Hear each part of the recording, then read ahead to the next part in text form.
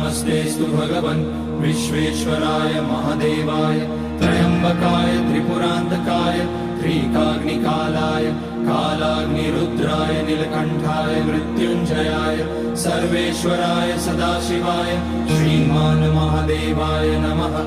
ॐ नमः शम्भवाय च मयोभवाय च नमः शङ्कराय च मयस्कराय च नमः शिवाय च शिवतराय च। ॐ त्र्यम्बकं यजामहे सुगन्धिं पुष्टिवर्धनम् उर्वारुकमिव बन्धनान् मृत्योर्मुक्ष्यमामृतात्। नागेन्द्रहाराय त्रिलोचनाय भस्माङ्गराय महेश्वराय नित्याय शुद्धाय दिगम्बराय तस्मै नकाराय नमः शिवाय। मन्दाकिनी सलिलचन्दन चर्चिताय नन्दीश्वर प्रमथनाथ महेश्वराय